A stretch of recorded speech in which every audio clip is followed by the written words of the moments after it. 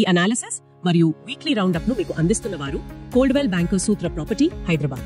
Property మరియు real estate sector ను ప్రభావితం చేసే వార్తలు, అలాగే హైదరాబాద్ మరియు పరిసర ప్రాంతాల్లోని లివింగ్ క్వాలిటీపై ప్రభావం చూపే అప్డేట్స్ ను మా ఎక్స్పర్ట్ క్యూరేటెడ్ న్యూస్ ఇన్సైట్స్ ద్వారా తెలుసుకుంటూ ఉండండి. For more detailed information on any of the topics discussed, please listen to our daily podcast or refer to your local newspapers. నమస్కారం. హైదరాబాద్ రియల్ ఎస్టేట్ మార్కెట్ పైన మరి అలాగే మన నగర జీవనం పైన ప్రభావం చూపే కొన్ని కీలక పరిణామాలను ఈ వారం అంటే ఆగస్ట్ 25 నుంచి 31, 2025 మధ్యలో వచ్చిన ముఖ్య వార్తల నుంచి సేకరించి విశ్లేషిద్దాం. నమస్కారం. అవును, ఈ వారం చాలా ముఖ్యమైన అప్డేట్స్ వచ్చాయి. అసలు ఏం జరిగాయి, వీటి ప్రభావం ఎలా ఉండొచ్చు? ముందుగా ఈ రోజు ఆగస్ట్ 31 నాటి ముఖ్య వార్తలను కొంచెం వివరంగా చూద్దాం. పదండి, లోతుగా పరిశీలిద్దాం. మొదటి విషయం, ఇది కొంచెం ఆందోళన కలిగించేది. 2023 రిపోర్ట్ చూస్తే తెలంగాణ రోడ్లపై రోజుకు సగటున 4 పాదచారులు చనిపోతున్నారట. అమ్మో, 4 రోజుకా? అవును, ముఖ్యంగా హైదరాబాద్ లో ఫుట్పాత్లు సరిగా లేకపోవడం, జీబ్రా క్రాసింగ్లు కూడా చాలా చోట్ల ప్రమాదకరంగా మారడం దీనికి కారణం అంటున్నారు. దీనికి తోడు ఇంకో సమస్య ఉంది. నగరంలో వాహనాల సంఖ్య ఇప్పుడు దాదాపు 90 లక్షలకు చేరువైంది. 90 లక్షల అంటే ప్రతి కిలోమీటర్కు 9,500 వాహనాలు. దేశంలోనే ఇది అత్యధిక వెహికల్ డెన్సిటీ. ఇక ట్రాఫిక్ గురించి వేరే చెప్పక్కర్లేదు కదా. నిజమే. ఈ గణాంకాలు చూస్తుంటే అంటే నగరం యొక్క క్వాలిటీ ఆఫ్ లైఫ్ పై ఎంత ఒత్తిడి ఉందో అర్థమవుతుంది.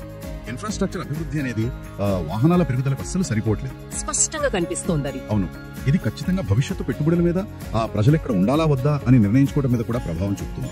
అయితే దీనికి కొంత స్పందన కూడా కనిపిస్తోందిలేండి. జిహెచ్ఎంసీ సుమారు 2,828 కోట్లతో రోడ్ల నిర్వహణకు CRMP2 అనే ఒక ప్రాజెక్ట్ కి ఆమోదం తెలిపింది. CRMP 2వ దశ అన్నమాట. అలాగే వరదల నివారణకు హైడ్రా వాళ్ళు పూడికతీత పనులు ముమ్మరం చేశారు. ముఖ్యంగా అమీర్పేట్, కృష్ణనగర్ లాంటి లోతట్టు ప్రాంతాల్లో. ఆ పనులు అవసరమే ఇప్పుడు, ముఖ్యంగా వర్షాకాలం ముందు. కానీ నగరం పెరుగుతున్న వేగం చూస్తుంటే ఇవి ఎంతవరకు సరిపోతాయనేది కొంచెం ప్రశ్నార్థకమే. నిజమే. అంటే ఈ ఫ్లడ్ ప్రివెన్షన్ అనేది ఇప్పుడు రియల్ ఎస్టేట్ డెవలప్మెంట్ లో చాలా కీలకమైపోయింది. ఈ CRMP2 గానీ, ఈ పూడికతీత గానీ, ఇవి తాత్కాలిక ఉపశమనమా లేక లాంగ్ టర్మ్ సొల్యూషన్ అవుతాయా అది చూడాలి. ఇంకోవైపు పార్కింగ్ సమస్యకు కూడా కొన్ని అడుగులు పడుతున్నాయి. ఖైరతాబాద్ జోన్ లో స్మార్ట్ పార్కింగ్ విధానానికి, అలాగే చార్మినార్ దగ్గర ఒక మల్టీ లెవెల్ పార్కింగ్ కాంప్లెక్స్ కి స్థాయి సంఘం ఓకే చెప్పింది. చార్మినార్ దగ్గర మల్టీ లెవెల్ పార్కింగ్ చాలా అవసరం. అదే సమయంలో HMDA కమిషనర్ గారు ఒక అంచనా వేశారు. మహానగర విస్తరణకు ఇంకో 30,000 ఎకరాల భూమి అవసరం పడుతుందట. 30,000 ఎకరాలా? అంటే ఇది నగరం భవిష్యత్ విజన్ ను సూచిస్తోంది. కానీ అంటే 30,000 ఎకరాల భూసేకరణ, దానికి తగ్గ డెవలప్మెంట్ ప్లానింగ్, అదే సమయంలో ఇప్పటికే ఉన్న ఇన్ఫ్రాస్ట్రక్చర్ సమస్యలు, ఇవన్నీ బ్యాలెన్స్ చేయడం చాలా పెద్ద ఛాలెంజ్. అవును, అది పెద్ద సవాలే. ఇక్కడ ముఖ్యమైన ప్రశ్న ఏంటంటే, ఈ విస్తరణ ప్లాన్స్ లో ప్రస్తుతం ఉన్న ఈ ట్రాఫిక్, వరదలు, నీటి సమస్యలు, వీటిని ఎలా అడ్రస్ చేస్తారు? వాటిని దృష్టిలో పెట్టుకుంటున్నారా లేదా? అది కీలకమైన పాయింట్. ఇక్కడ ఇంకో చాలా ఆసక్తికరమైన విషయం బయటకొచ్చింది. కేంద్ర మంత్రి రామ్మోహన్ నాయుడు గారు నారెడ్కో సదస్సులో మాట్లాడుతూ ఒక విషయం చెప్పారు. ఏమిటది? హైదరాబాద్, బెంగళూరు ఎయిర్పోర్ట్ల సమీప ప్రాంతాల్లో ఆస్తుల విలువ గత 4 ఏళ్లలో ఏకంగా 74% పెరిగిందట. ఓ, 74%? అవును, అది చాలా ఎక్కువ. అవును, విమానాశ్రయాలు కేవలం ట్రాన్స్పోర్టేషన్ హబ్స్ గా కాకుండా ఒక రకంగా ఏరోత్రిపాలిస్ లాగా, అంటే పట్టణాభివృద్ధికి కేంద్రాలుగా మారుతున్నాయని ఆయన అన్నారు. ఇది చాలా స్పష్టంగా కనిపిస్తున్న ట్రెండ్ అండి. ఎయిర్పోర్ట్ లాంటి పెద్ద ఇన్ఫ్రాస్ట్రక్చర్ ప్రాజెక్టులు ఆ చుట్టుపక్కల ఉన్న రియల్ ఎస్టేట్ మార్కెట్ ని బాగా పుష్ చేస్తుంది. ఇది కేవలం కనెక్టివిటీ వల్లనే కాదు, ఆ ఎయిర్పోర్ట్ చుట్టూ పెరిగే వ్యాపారాలు, ఉద్యోగ అవకాశాలు, ఇవన్నీ కలిసి ఉధృతికి కారణం. ఖచ్చితంగా ఇన్వెస్టర్స్, డెవలపర్స్ ఈ ప్రాంతాల మీద బాగా ఫోకస్ చేస్తారు. ఇవి ఈ రోజు కొన్ని ముఖ్యమైన వార్తలు. ఇక ఈ వారం మొత్తంలో అంటే ఆగస్టు 25 నుంచి 30 వరకు రియల్ ఎస్టేట్ ని, నగర జీవనాన్ని ప్రభావితం చేసిన మరికొన్ని కీలక అంశాలు కూడా ఉన్నాయి. వాటన్నిటిని క్లుప్తంగా చూద్దామా? తప్పకుండా. ఈ వారం కొన్ని ముఖ్యమైన ట్రెండ్స్ అయితే కనిపించాయి.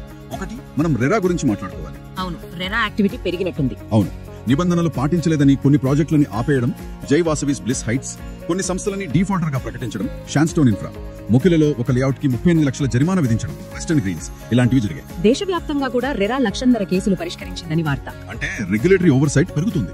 ఇది లాంగ్ రన్ లో కన్స్యూమర్స్ కి, అలాగే మంచి డెవలపర్లకు కూడా మేలు చేస్తుంది. ఇక రెండో ముఖ్యమైన ట్రెండ్ ఈ గ్లోబల్ కేపబిలిటీ సెంటర్లు అంటే GCCలు. ఇది చాలా పెద్ద విషయం. SAP, Intel, Google, IBM, UBS, Deutsche bank లాంటి పెద్ద పెద్ద MNCలు ఇప్పుడు ఈస్టర్న్ యూరోప్ నుంచి వాళ్ళ ఆపరేషన్స్ ని ఇండియాకి, ముఖ్యంగా హైదరాబాద్ కి షిఫ్ట్ చేస్తున్నారు. అవును, మైక్రోసాఫ్ట్ కూడా కొత్తగా 2.6 లక్షల స్క్వేర్ ఫీట్ ఆఫీస్ స్పేస్ తీసుకుంది టేబుల్ స్పేస్ లో. డైచీ లైఫ్ వాళ్ళ మొదటి GCC ఇక్కడ పెట్టారు. డాజన్ వాళ్ళు స్పోర్ట్స్ టెక్ GCCని ఎక్స్పాండ్ చేశారు. Correct. Grade A office demand కూడా ముఖ్యంగా గచ్చిబౌలి ఏరియాలో దాదాపు 50% ఉందని రిపోర్ట్స్ చెప్తున్నాయి. ఇది ఆఫీస్ స్పేస్ మార్కెట్ కే కాదు, రెసిడెన్షియల్ కి కూడా మంచి బూస్ట్ ఇస్తుంది కదా. ఖచ్చితంగా. నిపుణులు వస్తే వాళ్ళకు మంచి ఇళ్ల డిమాండ్ పెరుగుతుంది. అయితే మూడో ముఖ్యమైన విషయం, ఇంకా కొనసాగుతున్న భూ వివాదాలు. అవును, యాచారం భూదాన్ భూముల కబ్జాపై సీఎం విచారణ అన్నారు. జూబ్లీ హిల్స్ లో 100 కోట్ల విలువైన భూమిని హైడ్రా స్వాధీనం చేసుకుంది. అలాగే బతుకమ్మకుంట, మాదాపూర్, గుట్టల బేగంపేట్ లాంటి చోట్ల భూ వివాదాల్లో హైడ్రాకి, అధికారులకి హైకోర్టు నోటీసులు, ఆదేశాలు ఇచ్చింది.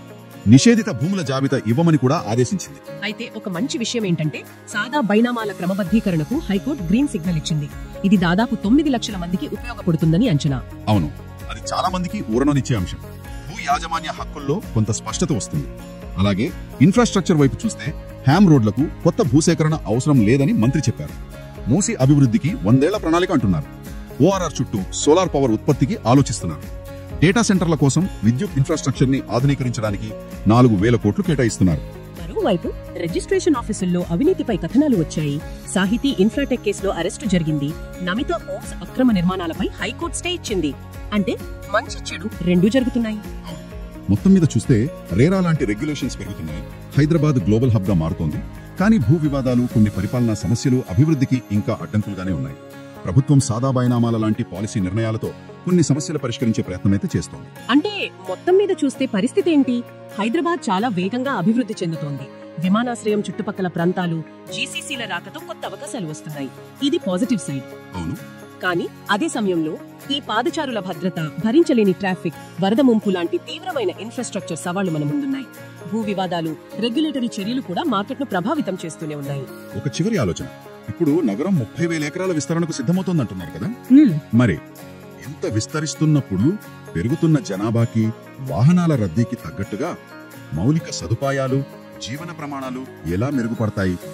అసలు ఈ డెవలప్మెంట్ ప్లాన్స్ ప్రస్తుతమున్న సవాళ్లను అధిగమించి ఒక సస్టైనబుల్ గ్రోత్ కి దారితీస్తాయా లేదా అనేది మనం చూడాల్సిన విషయం. అది నిజంగా ఆలోచించాల్సిన విషయమే. ఈ రోజుకి ఇంతటితో ముగిద్దాం.